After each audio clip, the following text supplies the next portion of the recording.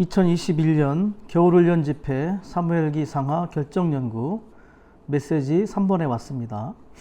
메시지 3번 제목은 사무엘의 역사에서 볼 수 있는 영적인 원칙과 생명의 공과와 거룩한 경고입니다. 이 메시지를 대할 때 우리는 왕국에 대한 감각을 갖기를 원합니다. 우리는 모두 오늘날의 한나, 사무엘, 다윗이 되어서 왕국을 이끌어오는 자들이 될 필요가 있습니다. 오늘 하나님께서는 사무엘, 곧 오늘날의 시대를 전환할 한 무리의 사람들을 찾고 계십니다. 이러한 단체적인 사무엘이 되기 위해서 이 시대에 하나님께서 그분의 움직이심을 수행하실 수 있도록 하나님과 협력하여 일어날 수 있기를 원합니다. 사무엘이란 이름의 뜻이 하나님께 구하다라는 의미를 가지고 있죠. 우리는 하나님의 오늘 시대적인 필요를 위해 사무엘이란 이름처럼 하나님께 구하는 자들이 될 수 있기를 원합니다. 메시지 3번은 총 7개의 로마 숫자로 구성이 되어 있습니다. 로마 숫자 1번은 나시린의 서원에 관한 내용을 다루고 있습니다. 그리고 로마 숫자 2번은 하나님께서 어떻게 나시린의 그러한 율법을 제정하셨는지, 그리고 로마 숫자 3번은 엘리의 보호 아래서 성장한 사무엘에 관한 이야기를 다루고 있습니다. 로마 숫자 4번은 사무엘은 왕권이 함께하는 왕국 시대로 시대를 전환한 사람임을 말해주고 있죠. 로마 숫자 5번은 사무엘의 전 존재와 인격이 어떻게 전적으로 하나님과 일치했는가를 우리에게 보여주고 있습니다. 그리고 로마 숫자 6번은 사무엘을 제사장으로 하나님께서 일으키셔서 새로운 시대를 시작하셨음을 보여주고 있습니다. 그리고 로마 숫자 7번은 사무엘이 5가지의 신분으로 사역했던 그 5가지의 방면의 사역의 방면을 우리에게 보여주고 있죠. 자, 이제 로마 숫자 1번입니다. 로마 숫자 1번은 나시린의 서원에 관한 내용이죠. 사무엘은 이제 레위 지파 출신이지만 하나님께서 제사장 가문으로 정하신 아론 집안 출신은 아니었습니다. 사무엘은 출생에 따른 제사장이 아닌 나시린의 서원에 따른 제사장으로서 주님을 섬긴 그러한 사람이었습니다. 특별히 하나님께서 한나의 기도에 응답하셔서 하나님의 갈망의 성취를 위해서 절대적인 이기는 나시린을 산출한 걸 볼 수 있습니다. 우리는 우리의 정말 자녀들을 위해서 기도할 필요가 있죠. 심지어 태어나지 않은 그러한 자녀를 위해서도 형제님께서는 기도할 필요가 있다고 말하고 있습니다. 지금 나 자신은 가족 중 한 사람의 기도의 산물이라고 볼 수 있듯이 우리는 정말 모두의 기도에 의해서 지금의 현재가 있음을 알 필요가 있습니다. 그래서 우리는 우리의 자녀들을 위해서 합당한 기도를 하는 사람들이 될 필요가 있죠. 자, 하나님은 그분의 모든 백성이 나시린이 되기를 갈망하십니다. 나시린이 된다는 것은 하나님께 속하도록 절대적이고도 궁극적으로 거룩하게 되고 분별되는 것, 하나님 외에 다른 어떤 것도 위하지 않고 하나님을 만족시키는 것 외에 다른 어떤 것도 취하지 않는 것을 그러한 사람들을 바로 나시린이라고 말할 수 있는 거죠. 이러한 나시린은 그 4가지의 그런 특징이 있었는데, 포도주와 그 근원에 관련된 것들을 멀리함으로 땅에 속한 누림과 즐거움을 멀리해야 할 필요가 있었습니다. 두 번째, 나시린은 머리를 밀지 않은 거죠. 그래서 그것은 주님의 머리의 권위를 거스르지 않고 절대적으로 복종하는 것을 의미하고 있습니다. 오늘날 우리에게 이러한 공과가 너무나 필요하죠. 주님이 머리이시고 남편이시고 또 왕이시고 또 사람에 대한 모든 권위를 가지신다는 것을 알 필요가 있습니다. 일상생활의 크고 작은 모든 일에서 우리는 다만 주님께 단순하게 아멘 하고 말하는지 우리 자신을 살펴볼 필요가 있습니다.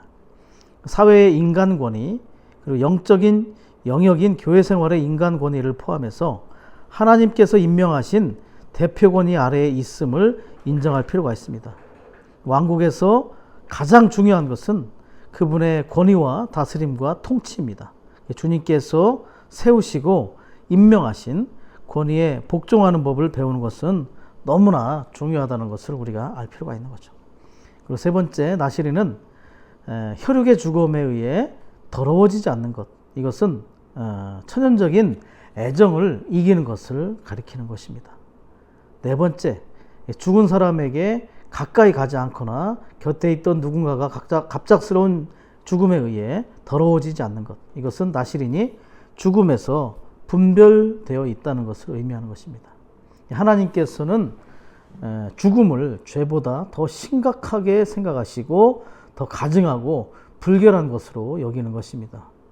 우리는 하나님께서 미워하시는 이러한 죽음을 미워하는 자들이 될 필요가 있고 죽음에서 분별될 필요가 있습니다. 교회 안에 영적인 죽음이 퍼질 때 우리는 그것에 대해서 분별될 필요가 있음을 다시 한번 볼 필요가 있죠. 자, 로마서 2부는 하나님께서 어떻게 나시린의 율법을 세우셨는지를 우리에게 보여주고 있습니다. 그 사무엘 시대에 아론 집안의 제사장 직분은 철저하게 타락을 했죠. 그래서 하나님께서는 정해진 제사장들에게 부족이 있을 경우를 대비해서 민수기 6장에 있는 나시린의 서원이라는 보완책을 마련해 두신 것입니다. 이러한 아론 집안이 타락하게 되자 이 보완책이 실제적으로 효력을 발휘하게 됐죠. 사무엘은 주님께 분별되고 자신을 빌려드림으로써 제사장이 될 수가 있었습니다. 특별히 이 사무엘은 레위 지파 출신이고 에브라임 산지 출신이었는데 아론 집안 출신은 아니었습니다. 심지어 역대상기 6장의 내용에 볼 때 사무엘의 계보는 심각한 반역자였던 고라의 후손이었습니다. 고라의 아들들 가운데 땅이 열리고 고라와 그의 일행이 산채로 스올로 내려갈 때에 그들과 함께 죽지 않은 이들이 있었다는 거죠. 반역에 가담하지 않은 이들 중 살아남은 이의 후손으로서 하나님께서 정말 자비로 이러한 반역자의 후손 중 일부를 남겨두심으로 사무엘과 같은 사람을 예비할 수 있었던 걸 볼 수 있습니다.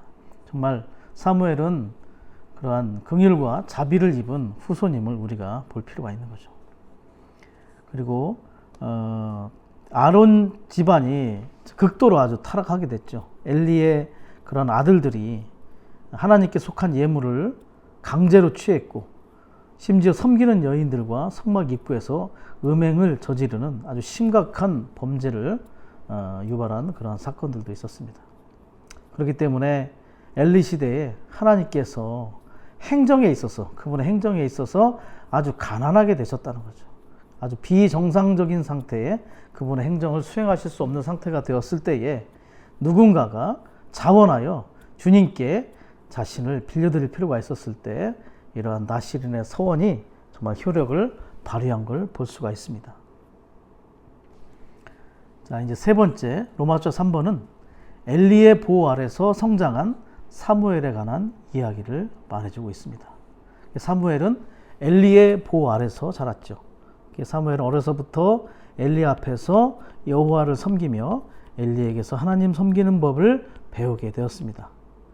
엘리는 적어도 죽기 전에 하나님과 협력해서 선한 일을 했습니다. 사무엘이 어렸을 때 사무엘에게 하나님을 섬기는 법을 훈련시켰기 때문이죠. 그래서 특별히 사무엘이 하나님의 말씀을 들을 수 있도록 훈련시킨 것을 우리는 잘 알 수가 있습니다. 그래서 그 사무엘에게 여호와가 부를 때 이렇게 하라고 하죠. 가서 누워 있다가 여호와께서 너를 부르시면 이렇게 말씀드려라. 오 여호와님 말씀하십시오. 이 종이 듣고 있습니다.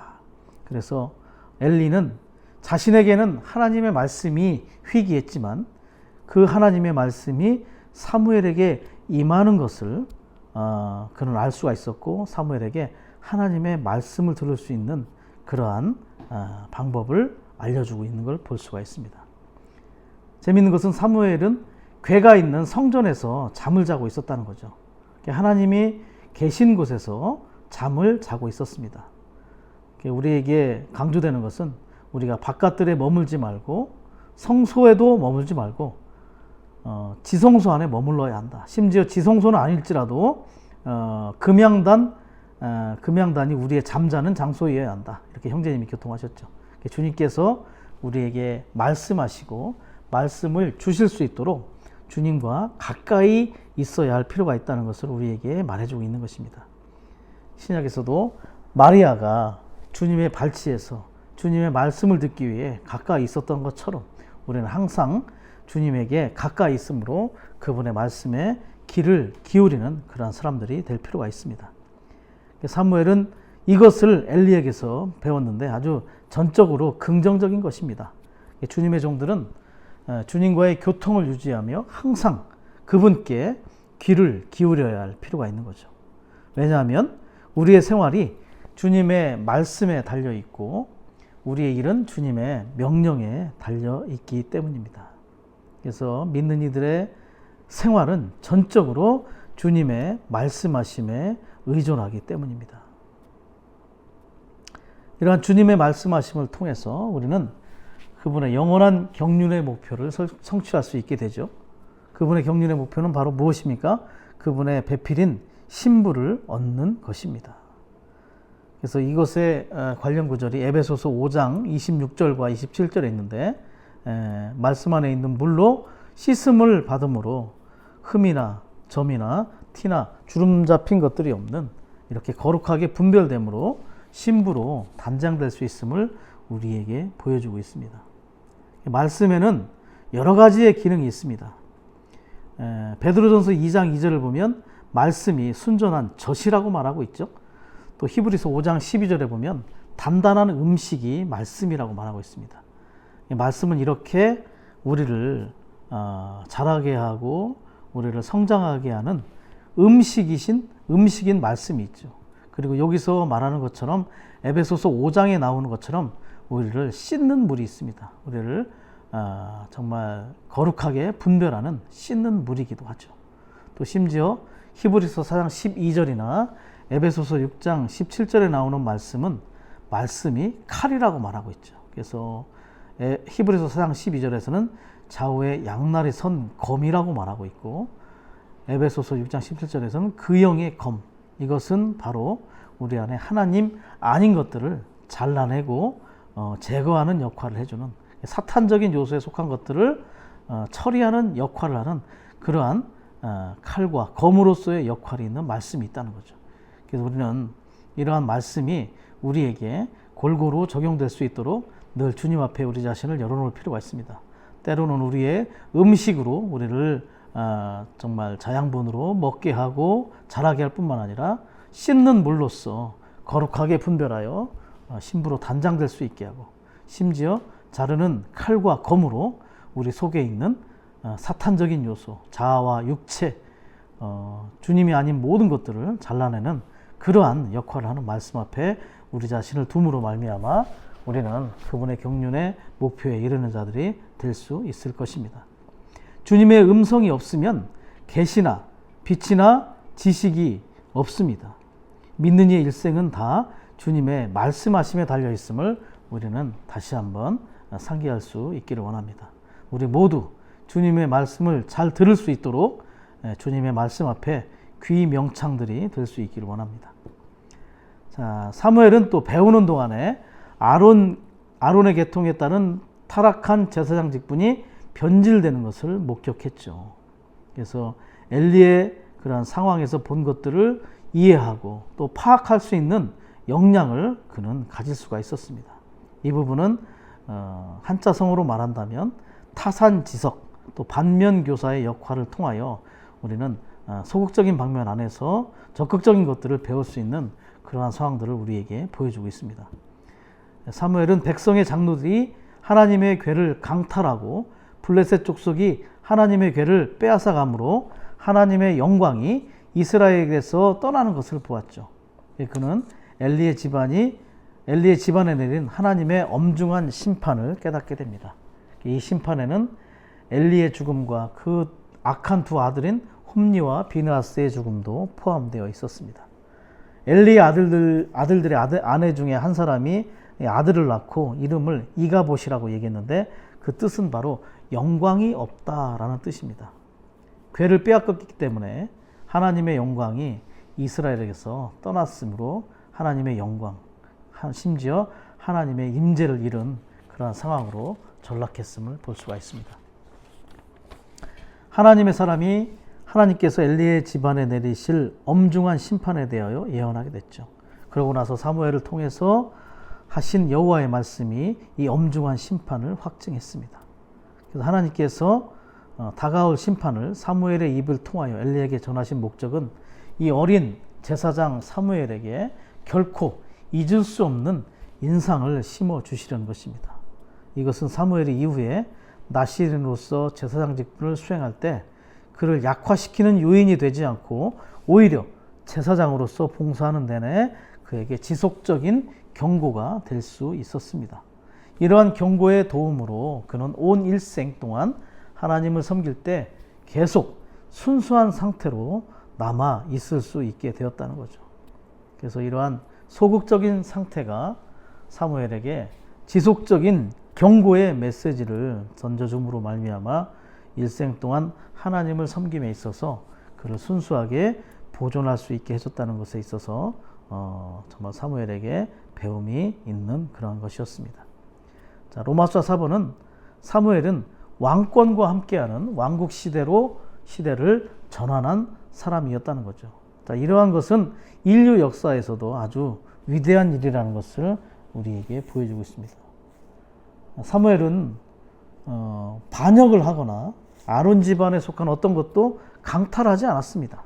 다만 하나님은 환경을 안배하셔서 사무엘을 온전하게 하시고 하나님께서 시대를 왕국을 가진 왕의 시대로 바꾸시기 위하여 필요한 모든 것을 할 수 있는 역량을 기르게 하셨습니다. 그래서 특별히 주권적으로 환경을 안배하셨다는 거죠. 그리고 계속해서 사무엘을 온전케 하셨습니다. 그리고 이렇게 왕국을 가진 왕의 시대로 바꿀 수 있도록 그가 역량을 발휘할 수 있는 그러한 방면에 온전함을 주셨죠.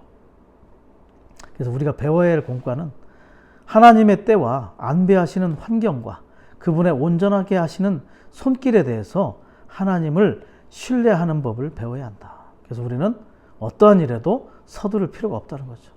그리고 우리가 스스로 그러한 상황을 조정할 필요도 없습니다. 다만 하나님의 주권을 신뢰하는 그러한 공과가 우리에게 필요함을 사무엘을 통해서 알 수가 있습니다. 그리고 하나님께서는 사무엘을 사용하셔서 반역이나 혁명을 통해서가 아니라 신성한 계시의 방식으로 시대를 전환하여 왕권을 이끌어 오게 하셨다. 그래서 보이는 그러한 눈에 보이는 일을 통해서가 아니라 보이지 않는 하나님의 역사하심, 신성한 계시의 방식. 그가 이것을 봄으로 말미암아 그는 시대를 전하여 왕국을 이끌어오는 일에 하나님의 방식을 선택했음을 볼 수가 있습니다. 부드럽고 아주 온화하고 합당한 계시의 방식으로 처신하고 일하고 사역하고 하나님을 섬긴 사람이라는 것을 볼 수가 있죠. 사무엘은 계시를 받은 사람이었기 때문에 모든 일을 자신이 본 것에 따라 수행한 것을 알 수가 있습니다. 우리도 동일하게 우리의 교회 안에서 모든 봉사가 계시에 따른 봉사를 하는 자들이 될 수 있기를 원합니다. 주님이 우리에게 보여주신 그러한 방식, 주님이 우리에게 보여주신 식양에 따라 우리는 수고하고 봉사하는 자들이 될 필요가 있습니다. 그러한 사람이야말로 하나님의 마음에 맞는 사람이고 하나님의 마음에 복사판이고 복제였다고 말할 수 있습니다. 그러한 사람으로서 사무엘은 결코 반역적인 일을 하려고 하지 않았다는 것이죠. 자, 로마서 5번은 사무엘의 전 존재와 인격이 어떻게 전적으로 하나님과 일치할 수 있었는가를 보여주고 있습니다. 그러한 사람이 결과적으로는 이 땅에서 하나님의 대행자였다고 말할 수 있는 거죠. 하나님의 일을 대신 수행할 수 있는, 하나님으로부터 신뢰를 얻는 그러한 사람임을 우리가 알 수가 있는 거죠. 사무엘의 생활과 일은 하나님의 마음에 있는 것은 무엇이든 수행하기 위한 것이었습니다. 그래서 하나님께서 생각하시는 것이 곧 사무엘이 고려하는 것이 되었다. 그래서 하나님과 사무엘은 완전히 이렇게 마음에서 하나였음을 우리가 알 수가 있는 거죠. 사무엘은 사울과 다윗에게 기름을 부어 왕이 되게 했습니다. 이 모든 것들이 하나님께서 정하신 바에 따른 것이고, 사무엘은 그러한 정하심에 따라서 기름 부음 받은 사람들 앞에서 기름 부음 받은 이 앞에서 왕을 감독하고 왕이 행하는 것을 관찰하는 일을 하게 되었습니다. 이 땅에 있는 하나님의 대행자였던 사무엘이 왕보다 더 위대했죠. 이것은 이제 하나님께서 전적으로 그분의 경륜을 위해서 오랫동안 사무엘을 온전하게 하셨기 때문에 이러한 정도까지 사무엘이 자격을 갖출 수 있게 해 주셨다는 걸 볼 수 있습니다. 정말 이렇게 하나님의 경륜을 수행할 수 있도록 사무엘을 쓰실 수 있었던 것은 사무엘이라는 사람이 하나님의 마음과 완전히 일치된 사람으로서 자신을 전혀 관심하지 않았을 뿐만 아니라 자신의 이익을 구하려는 어떤 생각도 품지 않았기 때문이었습니다. 자신을 관심하는 사람이었다면 결코 하나님께 협력하지 않았을 것이죠. 사무엘이 하나님의 손에 유용했던 이유는 절대적으로 하나님만을 위했기 때문에, 하나님의 권익과 유익만을 관심했기 때문에 하나님께서 그를 사용하실 수 있었던 걸 볼 수가 있습니다. 사무엘은 하나님의 마음, 그리고 하나님의 선민 위에는 어떤 것에도 마음을 두지 않은 사람이었습니다. 사무엘은 하나님의 개인적인 보물과 소유인 하나님의 백성을 위하여 기도하지 않는 것을 여호와께 죄를 짓는 것으로 여겼다. 이 방면에 참 울림이 있었습니다. 개인적인 보물과 소유인 하나님의 백성. 그 하나님의 보물과 소유로 인식이 되었다면 사무엘에게도 동일하게 그들은 사무엘의 보물과 소유로 이렇게 인식이 되었을 것입니다. 오늘날 교회 생활 가운데 우리의 성도들을 우리는 보물처럼 여기고 있습니까? 하나님의 보물일지는 모르지만 나에게 그들이 보배와 같이 소중한 자들로 여겨짐이 있는지 우리가 다시 한번 좀 주님 앞에 빛비춤을 받을 필요가 있는 것 같습니다. 그들을 보물과 하나님의 소유로 여긴다면, 특별한 존재들로 여긴다면 우리는 정말 우리의 성도들을 위해서 기도하지 않을 수 없을 것입니다. 오늘날 하늘에 속한 대제사장인 그리스도께서는 중보기도 하시는 사역을 하시죠. 우리가 그러한 사역에 동참하는 자들이 되려면 동일하게 우리도 그러한 중보기도에 동참하는 자들이 될 필요가 있습니다. 오늘 우리는 누구를 중보기도하고 있습니까? 우리가 정말 중보기도하는 자들의 명단을 놓고 한 방면 한 방면 살펴볼 필요가 있을 것 같습니다. 우리가 정말 하나님의 보물과 하나님의 소유인 하나님의 백성을 위해서 귀하게 여기고 정말 기도함으로 말미암아 사무엘과 같은 하나님의 마음에 그런 갈망에 따라 봉사하는, 수고하는 그러한 자들로 발견될 필요가 있는 것 같습니다. 우리도 동일한 그러한 마음이 우리에게 복사될 수 있기를 원합니다. 정말 사무엘은 하나님의 권익을 주의했죠. 그렇기 때문에 이 시대를 전환하는 일에 있어서 주님에 의해서 신실한 수고를 하게 된 것을 볼 수 있습니다. 정말 모세와 이러한 방면에 동등한 위치에 놓인다는 것을 우리는 다시 한번 볼 수 있기를 원합니다. 또 사무엘은 백성에게 왕국의 법도에 관하여 이야기를 하고 그것을 책에 기록하여 여호와 앞에 두었다. 모세가 이스라엘 자손에게 율법을 주었지만 헌법은 없었습니다. 이 헌법이라는 것은 나라의 법이죠. 그래서 그 전까지는 이 율법이 부족법이었지만 이제 사무엘 시대에 와서 왕에게 기름을 부은 그 이후에는 이 법이 나라의 헌법이 된 걸 볼 수 있습니다. 이 법이 아주 격상이 됐죠. 역사에서도 보면 나라를 건국하고 나서 하는 일 중에 하나가 율령 반포라는 걸 합니다. 그것은 뭐냐면 나라의 법을, 헌법을 제정하는 것이죠. 그래서 이 사무엘이 왕에게 기름을 부은 이후에 이스라엘은 이제 왕국이 되었습니다. 그렇기 때문에 하나님께서 주신 율법이 이제부터는 부족법이 아니라 나라의 헌법이 된 것을 볼 필요가 있는 거죠. 마치 마태복음 5장부터 7장에서처럼 주 예수님께서 천국의 헌법을 주신 것과 같은 맥락으로 살펴볼 필요가 있는 것 같습니다. 그래서 사무엘은 하나님의 왕국을 이 땅에서 실행하기 위해서 필요한 상세한 규칙, 헌법, 법도, 관례, 관습, 규례, 법칙들을 백성에게 가르치게 된 것입니다. 자, 로마서 6번은 사무엘을 제사장으로 일으키셔서 새로운 시대를 시작한 걸 볼 수 있습니다. 그래서 어린 나시린이었던 사무엘은 신실한 제사장으로 일으켜져서 타락한 제사장 직분을 대체하게 하여 새로운 시대를 시작하게 되었습니다.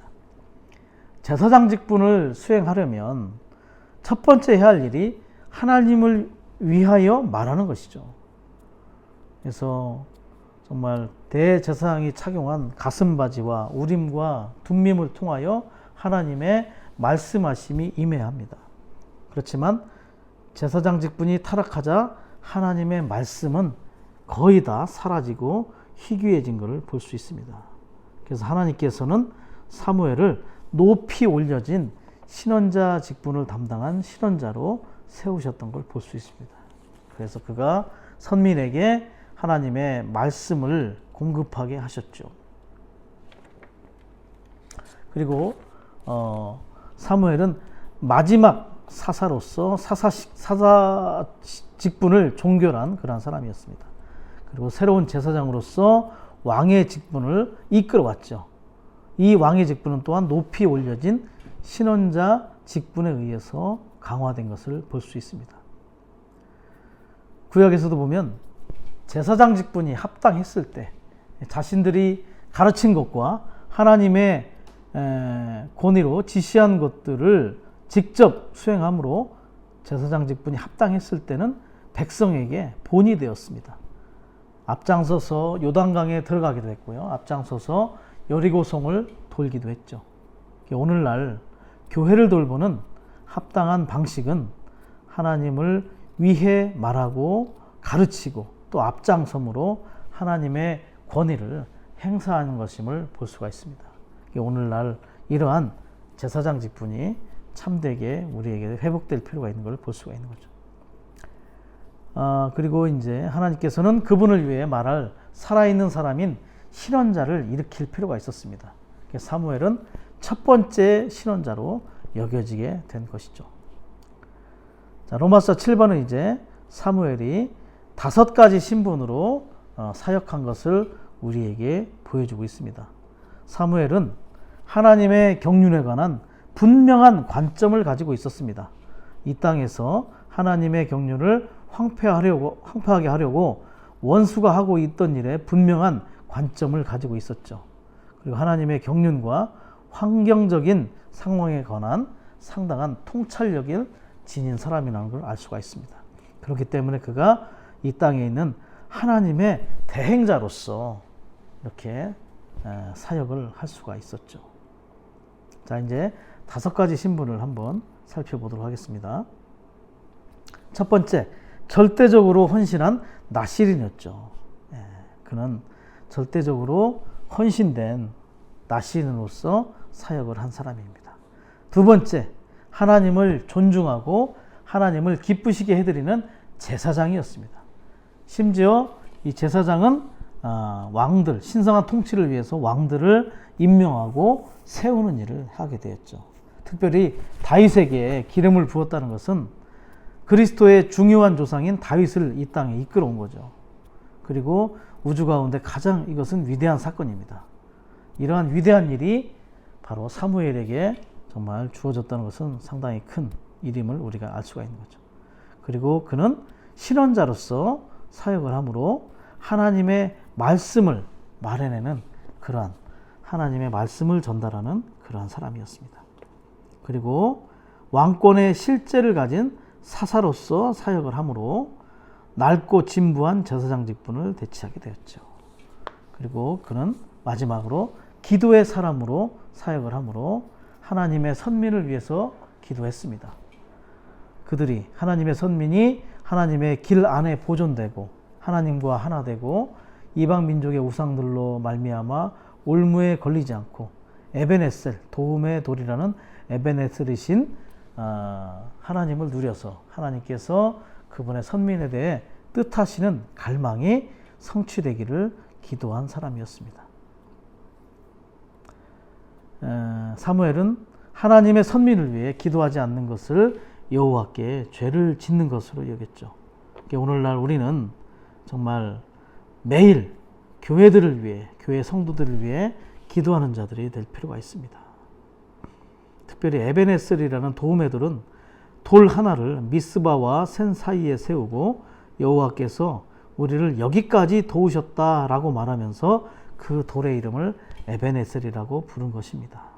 그래서 그런 에베네셀이신 하나님을 누림으로 그러한 선민들이 정말 이방 민족의 우상들로 인해서 넘어지지 않도록, 그리고 하나님의 뜻하시는 그런 갈망이 그들을 통해 성취될 수 있도록 계속해서 중보기도한 것을 우리에게 보여주고 있습니다. 특별히 이 5가지의 신분 중에 제사장, 신원자, 사사, 이 3가지 직분, 이 3중 직분을 또 3중 책임이라고도 합니다. 이 3중 책임이 결과적으로는 하나님의 백성 가운데 좋은 질서가 산출되고 또 블레셋 사람들을 패배당하고 굴복시키는 일을 하게 한 것을 볼 수 있습니다. 이 3중 신분은 제사장, 특별히 제사장은 왕들을 기름을 부음으로 왕들을 임명하고 세우는 일을 했죠. 신원자는 하나님의 말씀을 말해내므로 왕의 직분을 강화시켜줬습니다.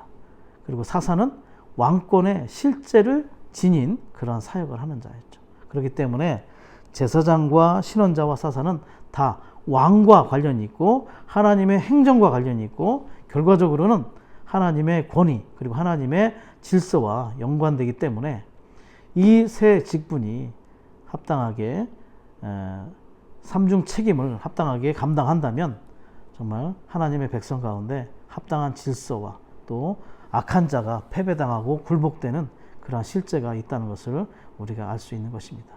결국 우리는 이러한 사무엘의 역사 안에서 정말 이 땅에 하나님의 왕국을 가져오기 위하여 오늘날의 단체적인 한 무리의 사무엘들이 얼마나 하나님께서 필요하신지 다시 한번 알 수 있기를 원하고 우리가 그러한 필요를 채우기 위해 단체적인 사무엘들이 되기를 원합니다.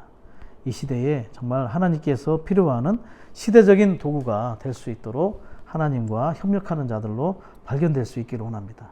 우리 모두가 다 이러한 왕국에 대한 감각이 더 분명해짐으로 말미암아 이 땅에 하루속히 하나님의 그러한 행정과 통치가 있는 왕국이 도래할 수 있는 그러한 기반이 오늘 정말 우리가 합당한 시대적인 도구로 사용됨으로 교두보로서의 역할을 할 수 있는 자들로 발견될 수 있기를 원합니다. 아멘.